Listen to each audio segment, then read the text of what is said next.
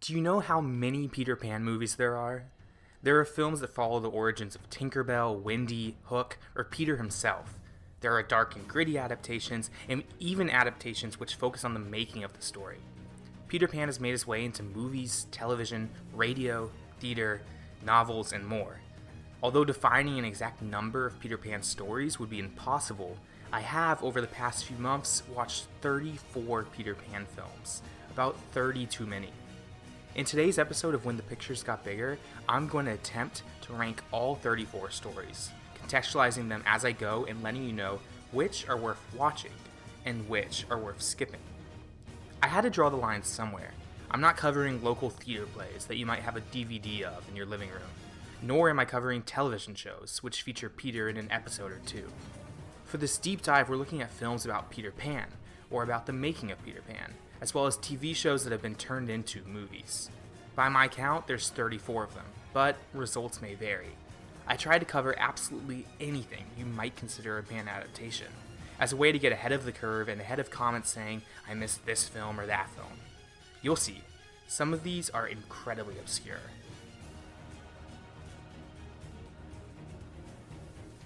There are some bad adaptations of Peter Pan.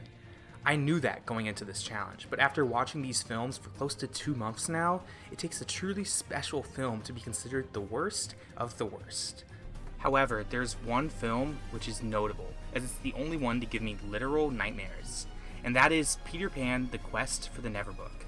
This was a television movie from 2019, which follows the same characters as The New Adventures of Peter Pan, a rough reimagining of the classic story for modern audiences that lucked out and got likely the best voice cast I've ever seen. Come on, Hook!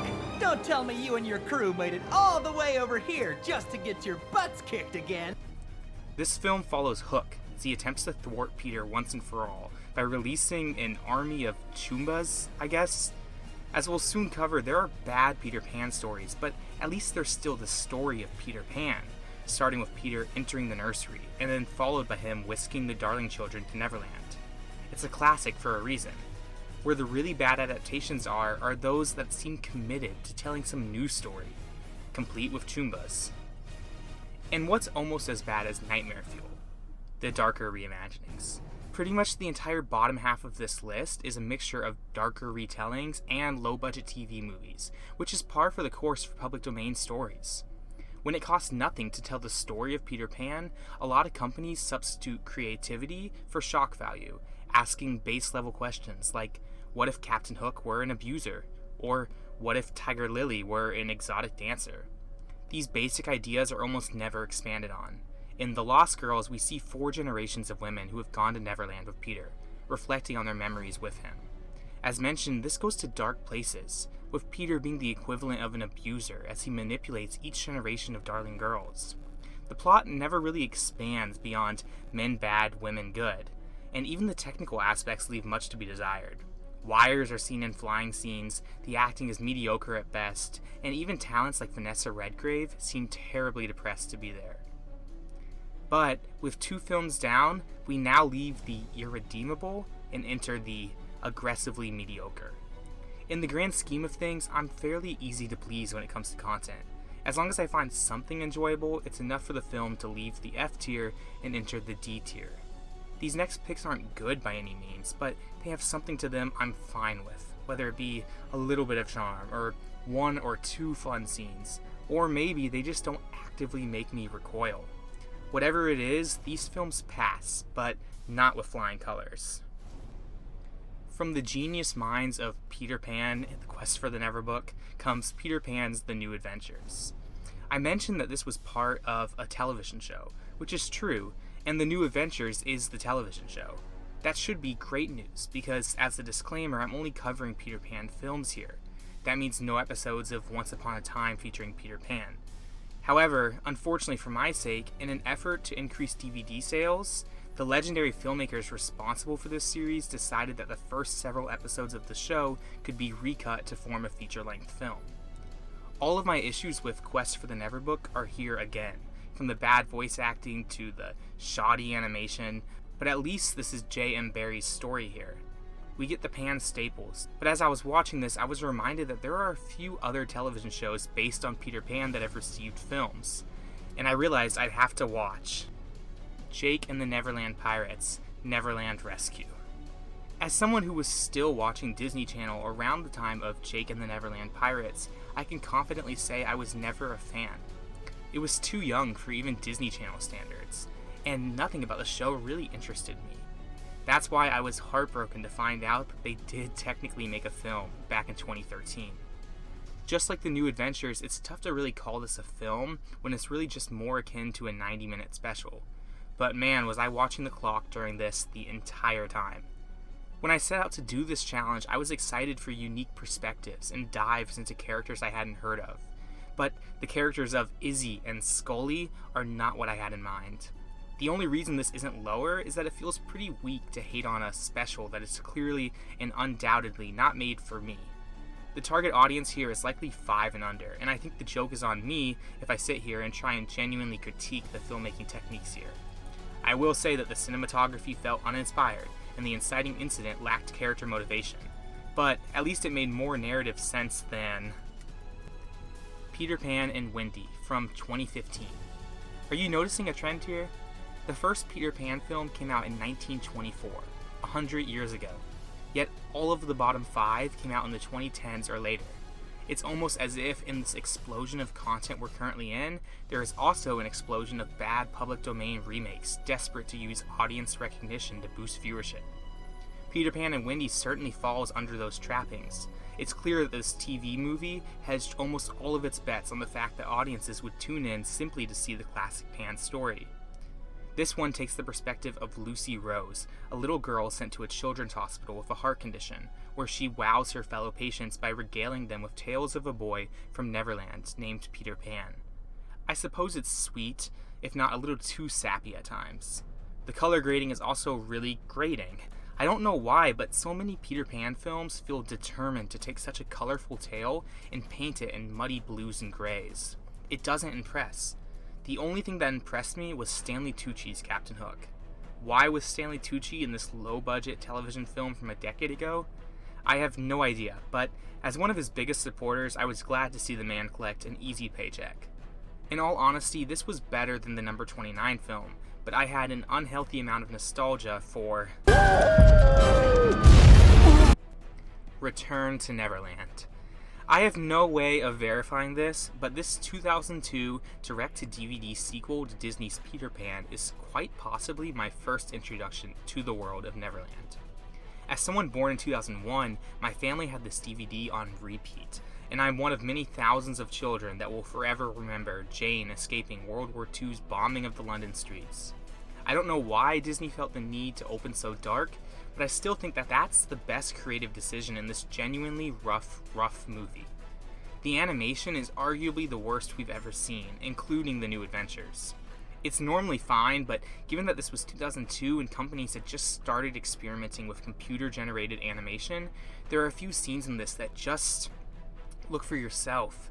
It seems turning the entire film into CG was too expensive. And so, instead of going fully hand-drawn, we get a melding of the two that I fell in love with.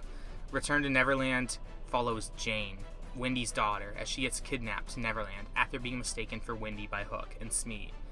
As a side note, I love that Nana makes her return in this film, but her name this time is Nana 2, the greatest name for a dog since Nana. Making me laugh is enough to place this high, and the next film was so unintentionally hilarious, it deserves its 28th spot. Straight On Till Morning. It's time we go back a little further, Tome. Unfortunately, it's not the last, but there are parts of this I really enjoyed. Straight On Till Morning follows a London woman named Brenda, who is desperate to find a husband and get pregnant. In a strange move, she kidnaps a dog as a way to return the dog to her owner, knowing it to be a handsome single man. The dog is Tinker, and the man is Peter. Brenda falls for Peter, but Peter is not all that he seems. He renames Brenda Wendy, and forces her to enter his world of murder and torture. This was a film released by Hammer Studios, a studio iconic for their low-budget horror films. But this certainly seems to have fallen through the cracks over the years. Editors seem to have just recently learned what cross-cutting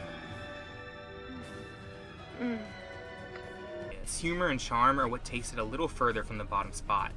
But make no mistake, this is no Tinkerbell and the Lost Treasure. Without a doubt, the Tinkerbell films were the films I was most hesitant for when starting this challenge. Somehow, there are 6 of these things, all following relatively inconsequential adventures in Pixie Hollow. I was expecting them to make up most of the bottom half of this list, but that really isn't the case. This is the first one I'm mentioning, and it's far from an awful film, just not very good. And there are some that have placed much, much higher, but you'll have to wait and see where those place. Tinkerbell and the Lost Treasure is the worst Tinkerbell film for a number of reasons. Most notably, it's the second Pixie Hollow film. It's no secret that the production of the first Tinkerbell film was an absolute nightmare, and I can't wait to explain more on that later, but for now, all that's worth mentioning is that this follow-up is a noticeable downgrade in stakes. At this point, this film was essentially direct-to-DVD, and a lot less money was put into it, despite the fact that it did have a 1-week theatrical run in Los Angeles. Later in the series, we'll see a lot of these Pixie Hollow films have one-off guest actors, but this film is essentially just a small-scale adventure following Tink attempting to find, you guessed it, the Lost Treasure. A lot of it is just pretty lazy. It's only 80 minutes, but it struggles to even hit that, with the pacing being killed by long song and dance numbers that really serve to do nothing other than sell soundtracks. The animation is good. I was constantly impressed by how the Tinkerbell films looked, and especially the first few entries into the series really seemed to have taken their time on visuals. The worst part of this was just Tinkerbell herself. I can never tell if she's supposed to be our hero or villain. In this film, she breaks a pixie dust tree's magic and has to go on an adventure to restore it. IMDb lists this as an innocent mistake, but this was no innocent mistake. I mean, Tink knocks over a mystical moonstone because she's mad at her friend Terrence, who was just trying to help. She's entirely self-absorbed, and then, when the adventure finally begins, she transforms jarringly into an action hero who wants to save the day. The entire conceit of this film is so silly, and could have been entirely avoided had Tink just not wanted to do everything herself. The film is just bizarre, but I can't deny I enjoyed some of it. It's the same reaction I have to... Well, hello there. It's me, Captain Hook. Peter Pan Live. If you were watching cable television in the early 2010s, you'll likely remember the short-lived trend of live musicals that really took off after the monumental success of The Sound of Music Live. Peter Pan Live was one of these follow-ups, and it was broadcast to nearly 10 million viewers. It wasn't a huge success, but as a family who was a part of that 10 million, I vividly remember my reaction to the musical. Most notably, my reaction to the strangest and most off-color casting of Captain Hook in all 30-plus versions of the character, Christopher Walken. Walken's Hook is, it's horrible. I don't know how else to put it. It's exactly what you'd expect, and as we'll see again and again, I think that the actor who plays Hook is arguably as important as the one who plays Peter. A lot of actors have killed either role, and Allison Williams' Peter is just fine. It's not bad, but not particularly memorable. The Newsies play the Lost Boys, another particularly strange choice, and given that the show runs for over 3 hours, you're much better off just watching your local theater troupe put on the show. It seems clear that every aspect of this was just made to bank off of the success of The Sound of Music Live, and that sort of blatant grab for money is exactly what made me dislike Tinkerbell and the Great Fairy Rescue. The third Tinkerbell film asks the question, what if Tink were discovered by a human? To be honest, it raises more questions than it answers. We never get a Peter Pan reference in these films, and so it makes you wonder where Pixie Hollow is in relation to Neverland.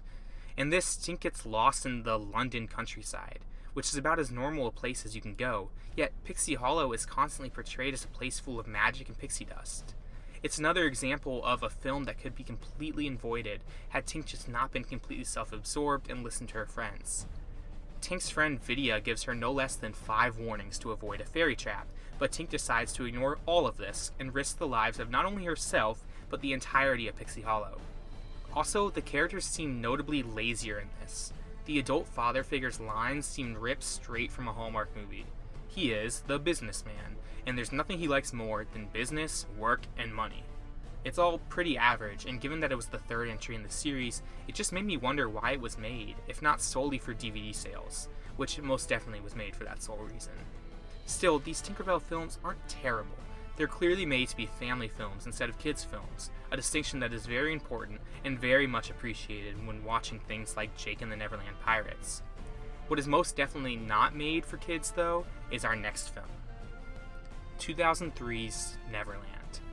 As I've already mentioned, one thing I'm not a huge fan of is dark reimaginings of Peter Pan. They usually retread very basic themes, and for whatever reason they're immensely popular, with another one in pre-production right now called Peter Pan's Neverland Nightmare, directed by the talented director of Winnie the Pooh, Blood and Honey, Rhys Waterfield. I don't know why these dark adaptations are so appealing to filmmakers, but in 2003, Damien Dietz decided to take his own stab at the tale. Neverland takes place in an amusement park, plus 1 point for originality. It's also got a really cool imagining of Tiger Lily. I haven't really mentioned Tiger Lily yet, but I really should, as she and what she represents show maybe the biggest stain on Peter Pan's legacy.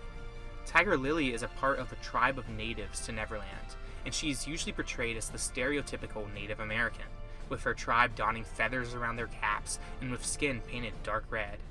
It's all horribly racist, and some productions are much worse than others with it.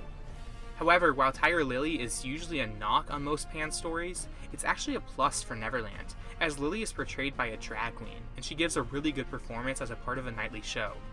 Also, a quick spoiler alert for those who want to see it, but Tink ends up dying in this film, as in this world, nobody believes fairies are real. Pan lore states that when a fairy is hurt, they can only be saved by people believing in their magic. But in this twisted amusement park, nobody does. This loses points for its low-quality camera work and desire to be dark for the sake of it, but if you're looking for a low-budget, high-imagination adaptation, this is certainly a better option than Peter Pan from 1976, starring Mia Farrow as Pan. I've already mentioned that I wanted to avoid stage plays, as it's a slippery slope. If I don't stop myself, I could be reviewing 3,400 films instead of just 34. However, every 20 years or so, we get a high-budget, prime-time television version of the stage play, and in 1976, we got it for the first time since Mary Martin. More on her much later. Mia Farrow's Pan is nothing super special. The songs are particularly forgettable, but for the most part, we're starting to inch towards the films I liked. The best part of the 1976 Pan is undoubtedly the sets, which are the coolest sets I've ever seen in a stage play of Pan. They all seem to focus on verticality, fully utilizing small spaces, and they look to be a blast to run around. Even the Darling Nursery is 2 stories, and it just breathes so much life into an otherwise too familiar story. I wish there were more sets though. It becomes particularly apparent that there are really only 3 when we first enter Neverland. We start with the Lost Boys musical number at their tree hideout. Oh, that's cool. Then the Lost Boys hide and the pirates deliver a musical number at the tree. Okay, interesting. And then the pirates leave and Tiger Lily comes, performing a musical number at... Oh, we're still at the tree. Okay, we get like 20 minutes in one scene. It's pretty typical for a play, but usually filmed plays attempt to be a bit more cinematic than this. I will say that Danny Kaye does a really good job as Hook here. It's a shame that we didn't get more out of him. But if you're looking for an okay Peter Pan adaptation, Mia Farrow does fine here. And now we enter a new fun little tier I like to call So Bad It's Good. These are the movies that are nothing to write home about, but they work well with friends and low expectations.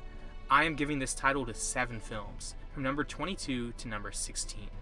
All are best enjoyed with snacks, drinks, and suspension of disbelief. Tinkerbell and the Legend of the Never Beast. All of the tens of fans of the Pixie Hollow films are probably wondering why I haven't mentioned Tinkerbell and the Legend of the Never Beast yet. It was the final Pixie Hollow film, so far I guess, and it definitely is the cheapest, with the animation having a certain Return to Neverland vibe to it. It's also not even a Tinkerbell movie.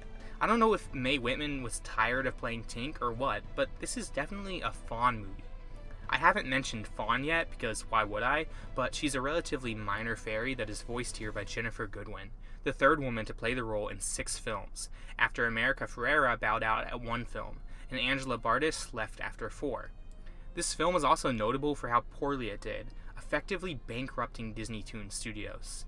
If you didn't know, Disney Toon Studios is responsible for the direct-to-DVD Disney films, including some classics like A Goofy Movie and Return to Neverland. Unfortunately, Legend of the Never Beast would prove to be their final story, and they were bankrupt a few years later, scrapping plans for a 7th and 8th Tinkerbell film. I would consider it definitely the worst of the bunch, but it's at least fun to watch. Gruff is the Never Beast, and he's like a budget Totoro. Fawn tries to protect him, but everybody hates Gruff because he's different and can't be trusted. You know where it's going before it has time to start. This film is also 76 minutes, including lengthy credits, so it just feels like a step back in every way. But I can't fault Disney too much. It's clear that the studio was already getting their budgets cut, and I do think that the Pixie Hollow films really had a lot of talented artists working on them. It's why I'm trying not to be too hard on any film today. There are a lot of talented people who work on not-so-good films for a variety of factors, and that helps make 34 versions of the same world much more palatable. If we're talking about technical artistry on full display, there's perhaps no better film to discuss next than the follow-up to Mia Farrow's Peter Pan, Kathy Rigby's Peter Pan. Like I said, pretty much every decade or two we get a high-budget Pan play hit television, and Rigby's 2000 version is smack dab between Farrow's 1976 version and the Christopher Walken 2014 version. This is the Pan that takes us into the new century, and yeah, it's in the so bad it's good category for a reason. Most of these stage plays just feel unnecessary and more fit for the theater, but it's always cool seeing the technology afforded by television coming into play. New technology involving wiring allowed Rigby to have an unprecedented amount of freedom in the flying scenes, and you can't help but enjoy watching her fly around. I don't know who decided to keep these scenes in, but I want to thank them. When you watch this many Pans, they needed something new to the table in order to stand out, and Rigby's pure joy flying around, playing the role, helps a lot. The songs in this version are maybe the weakest in any version, but it's clear that the technical aspects of this were a blast to work with, and that alone makes it fun to watch and make fun of. But now for a real stinker. Peter Pan, 1988. I could have put this last, I really could have. Somehow it's 20th out of 34. It's beating a lot of decent films, and 1988's Australian Peter Pan is just awful. This was a product of Burbank Films Australia, one of the companies to exploit cheap copyright laws, churning out dozens of classics, including Alice in Wonderland, Mulan, and The Little Mermaid. Pretty much every public domain story was made by Burbank in an effort to confuse people searching for the latest Disney VHS into buying their version instead. This Pan is 48 minutes long, full of voice acting that rivals the new adventures of Peter Pan. And we don't want to do that, do we, Tink? And feels entirely lacking in anything resembling heart. So, why does it rank so high? It's because of the animation, I'm sorry. While the modern public domain ripoffs use cheap computer-generated animation, these low-budget films of the 80s and 90s were still hand-drawn. Because of that, they have this Saturday morning cartoon vibe that just oozes nostalgia for me. I never watched this version of Peter Pan growing up, but I feel like I did. It certainly reminds me of what you would throw on at a cheap motel while waiting to go swim in the pool. It isn't good at all, but it's a warm blanket of mediocrity amidst a sea of people trying way too hard to be edgy. I couldn't think of a great transition here, so we're just going to jump straight into the third best Pixie Hollow film and the 19th best overall film, The Pirate Fairy. Pixie Hollow seems to have expanded its scope here, and it's a shame that budget cuts was the reaction to this film's higher production value. Tom Hiddleston from Loki gives it his all in this, by the way, as Captain Hook before he comes Hook. Out of all of the fairy films, this is the one that is most related to Pan and Neverland, and it's a welcome change. These films in general never seem to remain consistent with Tink's characterization. Sometimes she's selfish and naive, other times she's cool, calm, and collected. What makes this so bad is that it's just too much. Do we really need to expand the universe this far? I mean, what happened to all of the fairies between now and when Tink meets Peter? I just can't help but feel like we're barreling towards some sort of mass culling of Pixie Hollow. In a vacuum, this probably isn't terrible. Tom Hiddleston makes it very strange with his singing, but I ultimately think this was just my 5th straight Tinkerbell film. I just don't understand why they made so many of these. The only thing I want in a Pan film at this point is a short runtime. Neverland, 2011. Oh, 170 minutes. Oh man. Another origin story in this one, now produced by the Sci-Fi Channel. I don't know why, but I don't hate this. I can give or take another prequel. The Pirate Fairy was a prequel, and all I think prequels do is muddy the original Peter Pan tale. However, what I really liked and enjoyed of this film was the visual effects. This was a short miniseries aired over a few nights, and if you weren't already aware, Sci-Fi is responsible for a number of great films, including the Sharknado franchise. We've seen Peter Pan as horror, Pan as ripoff, Pan as peanut butter, but now it's time for Pan as sci-fi. This story answers loads of questions that I wasn't aware I needed answered. The obvious ones, like how Hook lost his hand, is shown, but we also see how Peter meets Tinkerbell, how Peter learns to fly, and why nobody ages in Neverland. None of it is consistent with what I've been taught to believe from the Pixie Hollow films, but I'm sure I'm just misunderstanding. One cool tidbit about this, though, is that Bob Hoskins reprises his role as Smee from Hook, a film we will be reaching soon enough. But for now, we go from one muddied, hilariously bad visual effects nightmare to another muddied, hilariously bad visual effects nightmare. Many people consider 2015's Pan to be the worst adaptation of all time. But for me, it squeaked its way up to the top half just because I feel I will certainly watch this again and again. It's not good at all, but it seems to be Hollywood's most soulless attempt at turning Peter Pan into a high-budget action film. We have an all-star cast at play here. Hugh Jackman, Amanda Seyfried, Cara Delevingne, Rooney Mara as Tiger Lily, good actors, all things considered. And the visuals are great too. This comes out at the tail end of the 3D craze, and it shows. I can just imagine how cool that Neverland sequence would be with a pair of glasses. However, beyond that, this is a massive mess. Hello,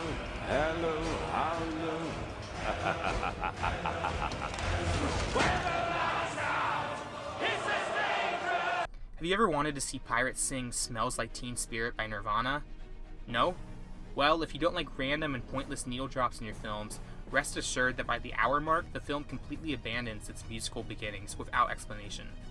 We get backstories for Hook and Peter, which never impress me, and every choice seems made with the goal of getting us to an action sequence.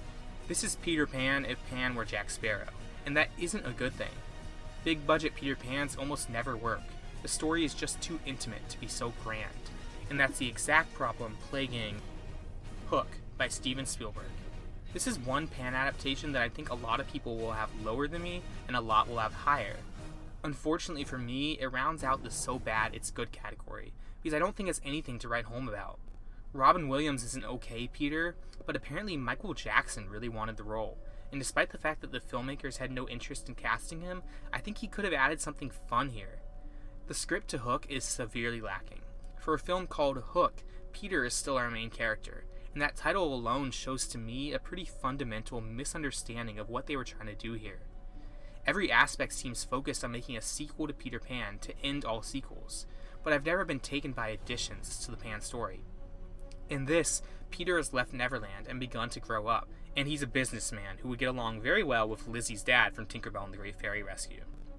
His lines are rough, the comedy doesn't land, and although I love Robin Williams and consider him one of the greatest actors of all time, I didn't find myself in love with his performance here. Of course, this isn't all bad, mainly because it's a Spielberg film, and I've always enjoyed Spielberg works.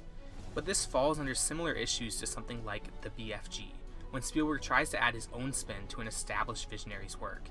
It usually falls flat and feels like too many cooks. Spielberg himself heavily dislikes this film, considering it among his worst movies, and I'm inclined to agree.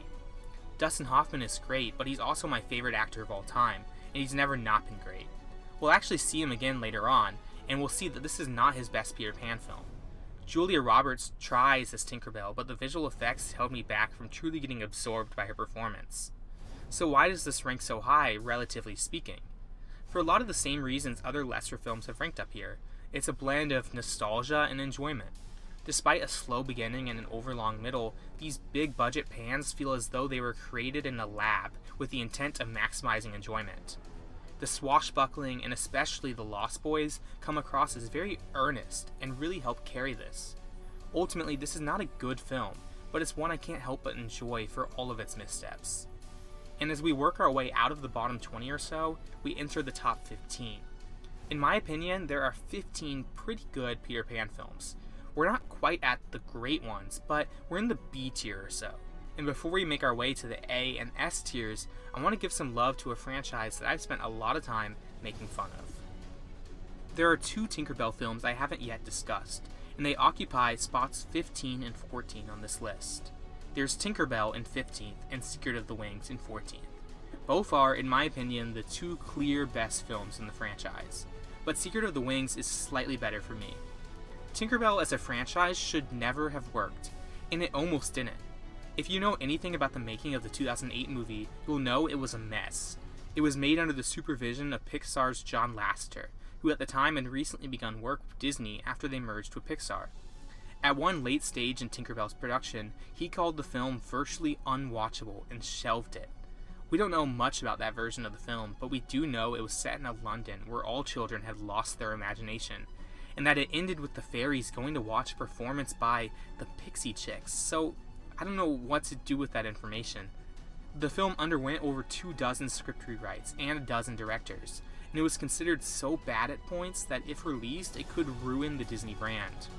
This all feels a tad dramatic to me, but ultimately I think the movie isn't half bad. It's the first time in a Disney film that Tinkerbell speaks, and I think Mae Whitman does a good job, all things considered. Tinkerbell is her most earnest version here, which goes against much of what Disney had established at that point by villainizing her in previous Pan films. But I understand the change.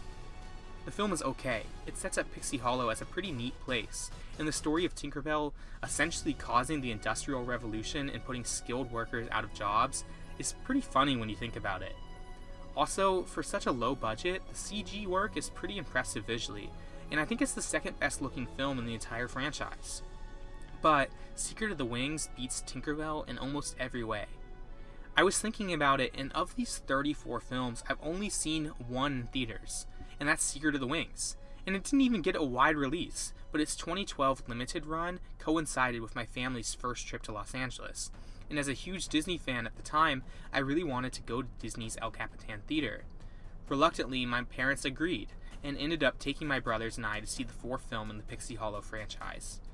Visually, it was stunning then, and it's pretty striking now. The blues of the icy world really complement the greens of Pixie Hollow, and even though the story of Tinkerbell finding out she has a long-lost sister is pretty silly, Disney has done worse. Interestingly, this came out around the same time as Frozen, and much of the visuals are similar enough that it makes me wonder if Disney recycled Snowflake and ice animation. Lucy Hale is good as Periwinkle, and the story adds some emotion to the franchise that was welcomed.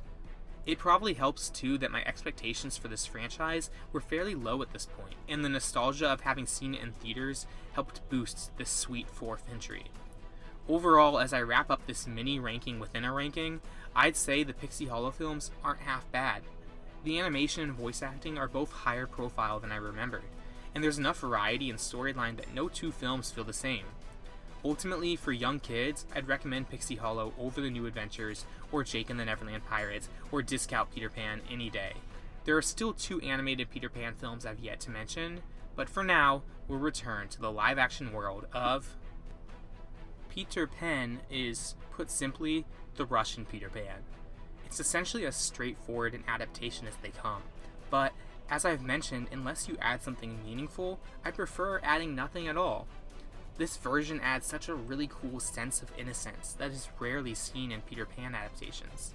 It was the first film to use child actors in all of the leading roles, and it's maybe the most faithful adaptation to J.M. Barrie's novel, even down to the fact that the actor who plays Peter has baby teeth, something no other Pan has but which is referenced in the book.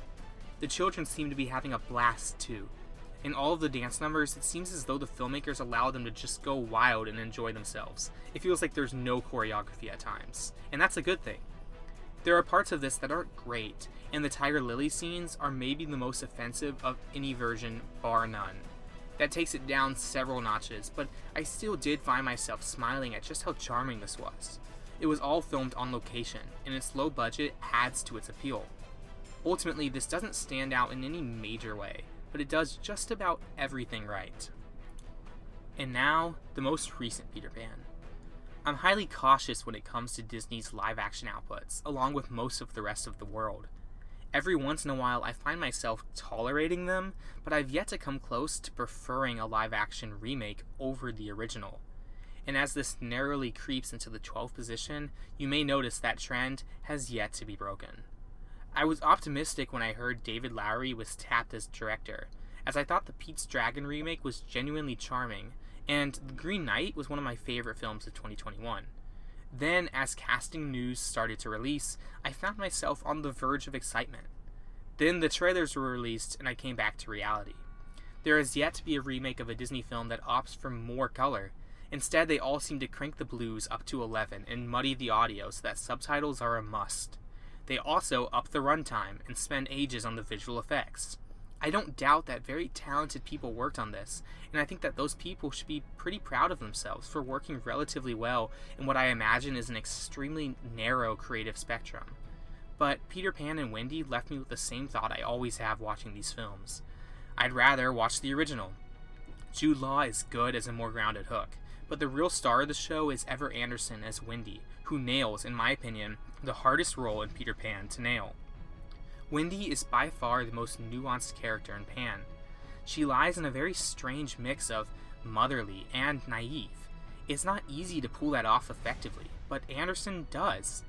This was the final film I watched in this 34-film odyssey, and I wish I had been able to finish this in theaters instead of on Disney+. Still, this was not bad, and while I was far from in love with it, it could have been much, much worse.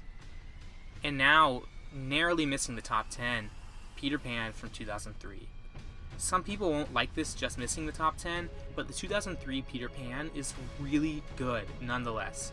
I expected very little from yet another high-budget live-action Pan film, but this nails the tone that I think live-action Pan should strive for. You certainly won't be able to do whimsy as well as you would in an animated film, so why not try and go darker in themes instead of just visuals? Jason Isaacs is a really good, really scary Captain Hook. I've mentioned that Wendy is a very important role not to miscast, but Hook is too. If you mess up Hook, you lose the entire backbone of what Neverland represents, which is a place where innocence reigns, but threats are always near. Hook also has to delicately balance good and evil, just like Wendy balances tenderness and curiosity.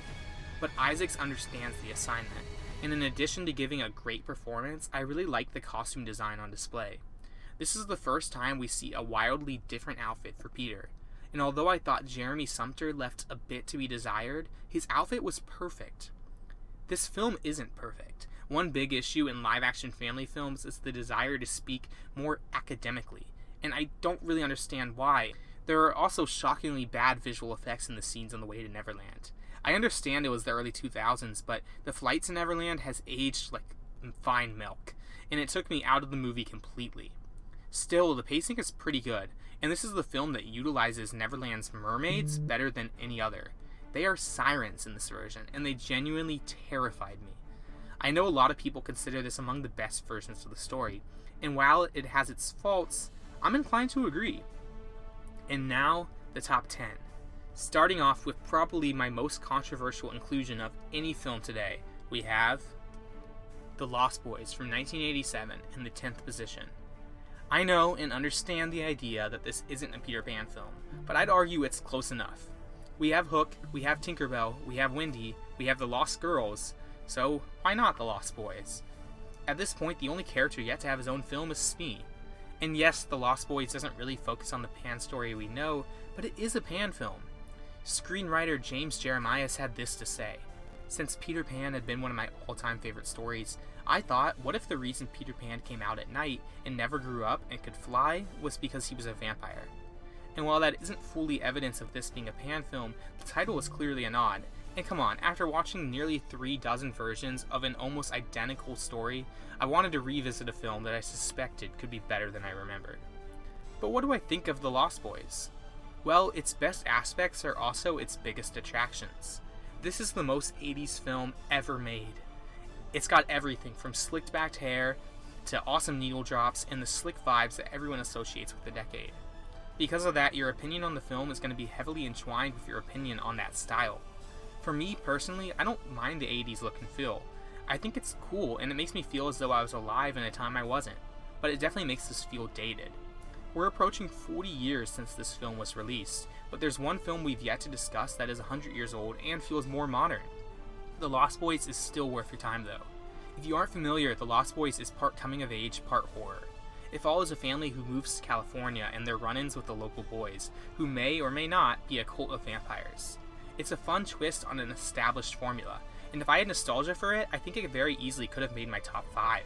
It's high octane, high energy, high stakes, and it's the start of the two Coreys. Corey Haim and Corey Feldman are so good, and it's no surprise that they took the world by storm. The Lost Boys is really great, but it's still not quite as great as The Lost Boys, this time from 1978. I haven't mentioned it at all yet, but one aspect of Peter Pan that is more interesting than anything else is the story of J.M. Barrie, the novel's author. The short version of the story is this.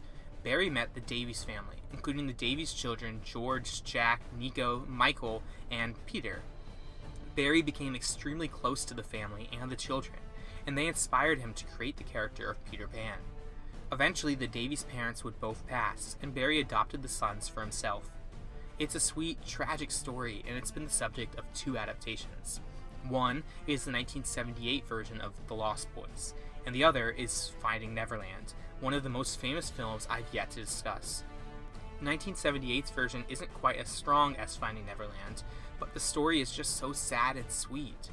Ian Holm delivers a career-best performance as J.M. Barrie, and the production design is top-notch for a low-budget BBC film. The Lost Boys is over 4 hours, making it the longest adaptation I watched, but it didn't feel it. This is a long story of ups and downs, and although Finding Neverland hits the same emotional beats, it doesn't take its time like this does. It could have condensed a bit, sure, and it does feel a little stuffy now, but the acting and story are told with a level of technical artistry that we rarely see, and that always excites me. And in my opinion, we have one more B-tier verging on A-tier Peter Pan film. Come Away. Come Away is very under the radar, despite having a decent cast including the likes of Angelina Jolie. It follows a dual story of both Alice of Wonderland and Peter of Neverland, and asks the question, what if Peter and Alice were siblings? That concept doesn't have to amaze, but this film certainly impressed. The production design is similar to The Lost Boys from 1978, painting a picture of a quiet countryside life in the 1800s and the magic of imagination. If you're paying attention, it should be no surprise that so many of my top picks deal with imagination rather than a loss of it. I mean, Peter Pan is one of the most amazing stories out there, and it has the power to really capture children's minds when done effectively. Alice gets much less attention here, but she holds her own even as the story shifts away from Wonderland and towards Neverland. The ending too is very powerful, and it made me a little emotional. I don't think this will blow anyone away, but it is made by the talented Brenda Chapman, the director of Brave, and she seems to truly believe in the story she's telling, which is always going to improve the final product. So yeah, if you're looking for something you might not have heard of that you might really enjoy, Come Away is not a bad option. And with that, we've entered the A tier. 7 films ranging from great to nearly perfect, and all telling the same story with minor twists. There are 2 that are a slight step below the top 5 S tier though, and my number 7 goes to The Adventures of Peter Pan from 1989. If we're looking at which piece of media is the longest in this ranking, it would be effortlessly The Adventures of Peter Pan, which clocks in at a whopping 1,230 minutes. However, I'm not watching television shows for this ranking, thankfully, which is what those 12:30 minutes encompass. Rather, I watched the first several episodes of this Japanese adaptation, and I enjoyed everything I saw. This was a part of the World Masterpiece Theater, which focused on adapting a famous story for Japanese children each year. In 1989, they decided to create 41 episodes focused on Peter Pan, and I was really pleasantly surprised. The voice dubbing was terrible, yes. Good. A bar of soap. This ought to do the job. But that isn't the fault of the Japanese filmmakers, and more the fault of me being unable to source a version with English subtitles. The animation is really fluid, with this being my second favorite drawn versions of this classic story. The characters too were super dynamic, with several new characters being added to the mix to help flesh out the world. If you're looking for a meaty, in-depth telling of such a rich world, this would be the option I'd recommend. However, if you're looking for the best, straightforward stage play adaptation, it would be Peter Pan starring Mary Martin. I mentioned I was avoiding stage plays as there are far too many, but this is one of the highly notable ones, given that it was massively popular upon release in 1955. It was so popular, in fact, that the entire cast was brought back in 1956 to do it all again. Then, that version became so popular that it was colorized and broadcast for a third time in 1960. In other words, if you grew up in this time period, you were probably intimately familiar with this play and Martin as Pan. In my opinion, Mary Martin is the second best performer to ever play Pan, and she absolutely shines in this role. Her physicality is so good, and she perfectly embodies the movements of Peter. Her only flaw is her age and her height, as she looks too old for Peter, who, if you remember, is supposed to still boast baby teeth. Still, this is the definitive play version of the show in my opinion, and although no straightforward stage play cracks my top 5, I could definitely see theater fans calling this the definitive version of Peter Pan. And with that, we've reached the top 5 nearly perfect versions of Peter Pan. 2 straightforward, 2 with a twist, and 1 called Finding Neverland, a film that could be my number 1 if only it were the story of Peter Pan and not J.M. Barrie. As mentioned earlier, this is another version of the story of Barrie and the Davies family, and for my money, it's the definitive one.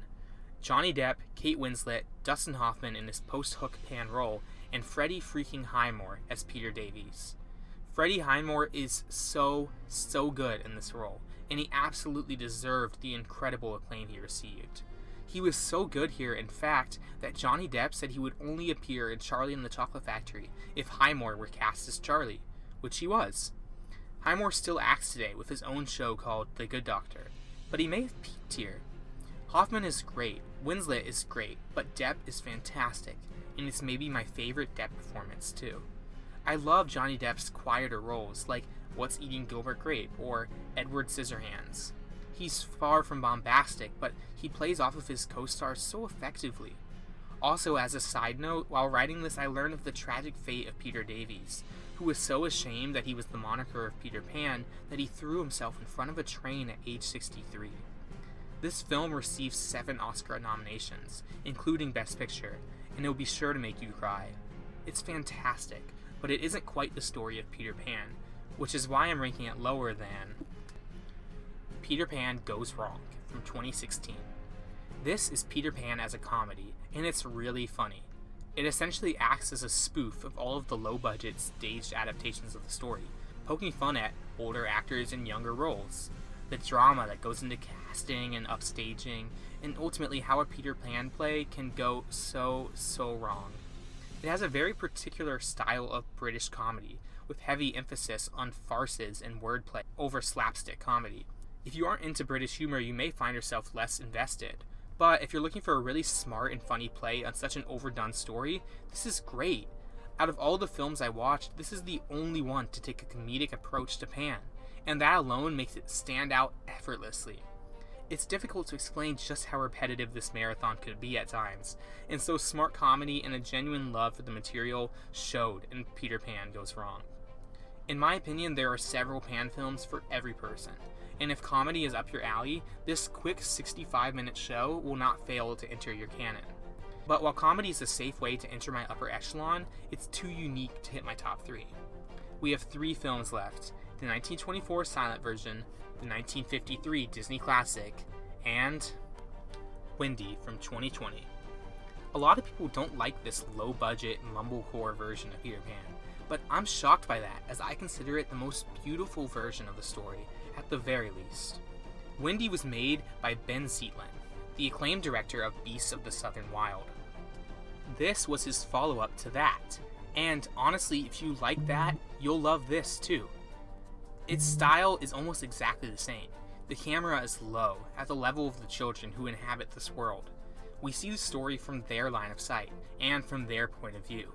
Of every filmmaker, Zeitlin understands the innocence of this story most of all. The colors and themes of nature and nostalgia are back too, and Wendy will remind you of a lifestyle you've never lived, something near impossible to accomplish. I've mentioned that there are 3 roles more important to nail in Peter Pan than any other. Captain Hook, who I think was best encapsulated by Hans Conried in the Disney film.